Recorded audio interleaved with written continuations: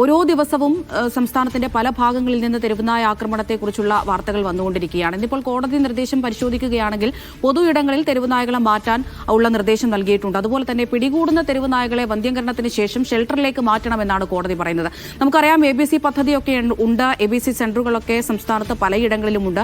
അതൊക്കെ എത്രത്തോളം കാര്യക്ഷമമായി പ്രവർത്തിക്കുന്നുണ്ട് ജോസി?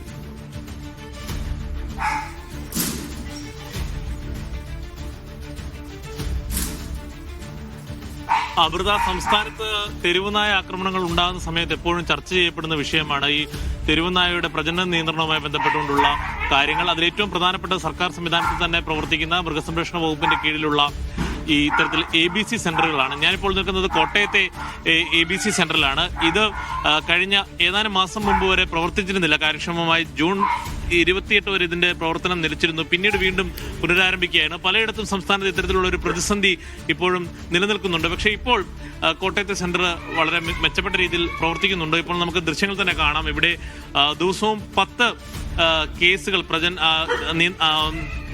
പ്രജനന നിയന്ത്രണവുമായി ബന്ധപ്പെട്ടുകൊണ്ട് നടത്തുന്നതിനുള്ള ക്രമീകരണങ്ങളുണ്ട്. ഇപ്പോൾ തന്നെ ഇവിടെ കൂടുകളിൽ 35-ലധികം തെരുവ് നായ്ക്കളുണ്ട്. അപ്പോഴും ഈ സുപ്രീം കോടതി വിധിയുമായി ബന്ധപ്പെട്ടുകൊണ്ട് നിൽക്കുന്ന ഒരു പ്രധാനപ്പെട്ട ആശങ്ക, ഇത്തരത്തിൽ ഈ സർജറികൾക്ക് ശേഷം ഇത്തരത്തിൽ ഈ പിടിച്ചെടുക്കുന്ന സ്ഥലങ്ങളിൽ തന്നെ നായ്ക്കളെ പുറത്തുവിടണമെന്നാണ് ഇപ്പോഴുള്ള നിലവിലുള്ള സർക്കാർ സംവിധാനത്തിലുള്ള ചെയ്യുന്ന കാര്യം. നേരെ മറിച്ച് സുപ്രീം കോടതി ഉത്തരവിൽ പറഞ്ഞിരിക്കുന്നത് ഇത്തരത്തിൽ ഈ തെരുവ് നായ്ക്കളെ ഷെൽട്ടർ ഹോമുകളിലേക്ക് മാറ്റണമെന്നുള്ളത്. അത് എത്രത്തോളം സംസ്ഥാനത്ത് പ്രായോഗികമാണ് എന്നുള്ള കാര്യം സംശയമാണ്. നമുക്കറിയാം, ഓരോ ദിവസവും തെരുവുനായയുടെ ആക്രമണത്തിൽ ഉണ്ടാകുന്ന കടിയേൽക്കുന്നവരുടെ എണ്ണം കൂടി വരികയാണ്. കോട്ടയം ജില്ലയിൽ തന്നെ ഏറ്റവും ഒടുവിലത്തെ കണക്ക് പ്രകാരം ഈ വർഷം 300-ലധികം ആളുകൾക്ക് തെരുവുനായയുടെ കടിയേറ്റിട്ടുണ്ട്. അപ്പോൾ ഫലപ്രദമായ ഒരു ഇടപെടൽ സുപ്രീം കോടതിയുടെ ഭാഗത്തുനിന്ന് ഉണ്ടായിട്ടുണ്ടെന്ന് തന്നെയാണ്. പക്ഷേ അത് സംസ്ഥാനങ്ങളെ സംബന്ധിച്ചിടത്തോളം എത്രത്തോളം പ്രാവർത്തികമാകും? അതോടൊപ്പം ഈ പ്രാദേശിക തലത്തിൽ ഈ തദ്ദേശ ഭരണകൂടങ്ങളുടെ ഒരു ഇടപെടലിലൂടെ മാത്രമായിരിക്കും ഇത്തരം കാര്യങ്ങൾ നടപ്പിലാക്കാൻ കഴിയുകയുള്ളൂ. അതേസമയം ഈ നിലനിൽക്കുന്ന നിയമത്തിലെ പഴുത്, പ്രത്യേകിച്ച് ആരോഗ്യകരമായ തെരുവ് നായ്ക്കളെ പിടിച്ചുകൊണ്ട് വന്ന് അതിനെ വന്ധ്യംകരിച്ച് അതിനെ പിടിച്ചെടുത്ത് തന്നെ കൊണ്ട് തിരിച്ചുവിടുക എന്നുള്ളതാണ് ഇപ്പോഴുള്ള നോംസ് പ്രകാരം നടക്കുന്ന പ്രവൃത്തി. നേരെ മറിച്ച് സുപ്രീം കോടതി ഉത്തരവ് പ്രകാരം ഇത്തരം നായ്ക്കളെ ഷെൽട്ടർ ഹോമിലേക്ക് തന്നെ മാറ്റണമെന്ന് പറയുമ്പോൾ അത് സർക്കാരിന് മുന്നിൽ ഒരു അധിക ചെലവാകും. എങ്ങനെയായിരിക്കും സംസ്ഥാന സർക്കാർ ഇതിനോട് പ്രതികരിക്കുന്നത് നോക്കി കാണേണ്ടതുണ്ട്. എന്തായാലും ഇപ്പോൾ കോട്ടയം ജില്ലയെ സംബന്ധിച്ചിടത്തോളം ഈ കാര്യത്തിൽ അഭിമാനകരമായ രീതിയിൽ മുന്നോട്ട് പോകാൻ കഴിയുന്നുണ്ടെന്നാണ് ജില്ലാ പഞ്ചായത്തും അതോടൊപ്പം മൃഗസംരക്ഷണ വകുപ്പും പറയുന്നത്. നമുക്ക് ഇവിടെ നിന്ന് തന്നെ ദൃശ്യങ്ങൾ കാണാം. ഇത്തരത്തിൽ ഈ സെന്ററിൽ 6ഓളം ജീവനക്കാരും ഉദ്യോഗസ്ഥരുമുണ്ട്. ഒരു വെറ്ററിനറി സർജന്റെ മേൽനോട്ടത്തിലാണ് ഇവിടെ ഇത്തരത്തിലുള്ള ക്രമീകരണങ്ങൾ നടക്കുന്നത്. പക്ഷേ സംസ്ഥാനത്ത് പലയിടത്തും ഇത്തരത്തിൽ കാര്യക്ഷമമായി ഇതിന്റെ പ്രവർത്തനം നടക്കുന്നില്ല എന്നത് സങ്കടകരമാണ്. ഓരോ സ്ഥലങ്ങളിലും ഓരോ സമയവും തെരുവുനായ ആക്രമണം ഉണ്ടാകുമ്പോൾ നമ്മളിത് ചർച്ച ചെയ്യപ്പെടും, പിന്നീട് ആ കാര്യങ്ങൾ വിട്ടുകളയുകയും ചെയ്യും. എന്തായാലും തെരുവുനായ്ക്കളുടെ എണ്ണം ഓരോ ദിവസവും വർദ്ധിക്കുകയാണ്. പൊതുവിടങ്ങളിൽ തെരുവുനായ്ക്കളുടെ സാന്നിധ്യമുണ്ട്.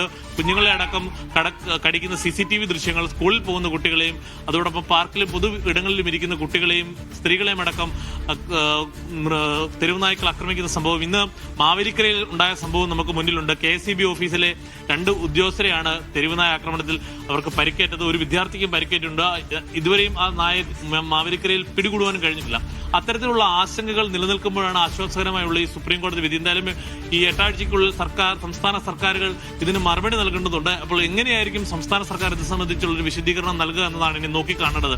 നേരത്തെ ഞാൻ സൂചിപ്പിച്ചതുപോലെ പ്രധാനപ്പെട്ട ഒരു പ്രതിസന്ധിയായി ഇനി മുന്നിൽ കാണാനുള്ളത് ഇത്തരത്തിൽ പിടിക്കുന്ന തെരുവ് നായ്ക്കളെ വന്ധ്യീകരിച്ച ശേഷം നേരത്തെ അവരെ പിടിച്ച സ്ഥലങ്ങളിൽ തന്നെ കൊണ്ടുവിടുകയായിരുന്നു ചെയ്തിരുന്നത്. ഇപ്പോൾ സുപ്രീം കോടതി ഉത്തരവ് പ്രകാരം അല്ലെങ്കിൽ ഇടപെടൽ പ്രകാരം പറയുന്നത് അവയെ കൃത്യമായി ഷെൽട്ടർ ഹോമിലേക്ക് മാറ്റണം, അല്ലെങ്കിൽ അവയെ ഫെൻസിംഗ് ചെയ്ത് പൊതു ഇടങ്ങളിൽ വരുന്നത് നിയന്ത്രിക്കണം എന്നുള്ളതാണ്. അത് എത്രത്തോളം പ്രായോഗികമാണ് എന്നുള്ളതാണ് പ്രധാനപ്പെട്ട ഒരു ചോദ്യം. എന്തായാലും പൊതുവെ ഈ തെരുവുനായ പ്രശ്നവുമായി ബന്ധപ്പെട്ടുകൊണ്ട് ഇടപെടുന്ന പൊതുപ്രവർത്തകരൊക്കെയും സുപ്രീം കോടതി വിധിയെ ആശ്വാസകരമായും സ്വാഗതം ചെയ്യുകയും ചെയ്യുന്നു. പക്ഷേ ഈ ഉദ്യോഗസ്ഥ തലത്തിലുള്ള ആളുകളൊക്കെയും ഇതിൽ സംശയം പ്രകടിപ്പിക്കുന്നത് ഇത്തരത്തിലുള്ള ഈ നിയമ പരിരക്ഷ അല്ലെങ്കിൽ ഈ നിയമത്തിന്റെ പഴുതുകൾ ഷെൽട്ടർ ഹോമിലേക്ക് മാറ്റുക എന്നുള്ളത് അടക്കമുള്ള കാര്യങ്ങളിൽ അത് വലിയ സാമ്പത്തിക ചിലപ്പോൾ അതിന് ഉണ്ട്. അതോടൊപ്പം സ്ഥലം കണ്ടെത്തേണ്ടതുണ്ട്. അത് നടപ്പിലാക്കേണ്ട തദ്ദേശ ഭരണകൂടങ്ങൾ വരെയാണ്. അതിന് ഏറെ കാലതാമസം എടുക്കുന്ന ഒരു പ്രക്രിയയാണ്.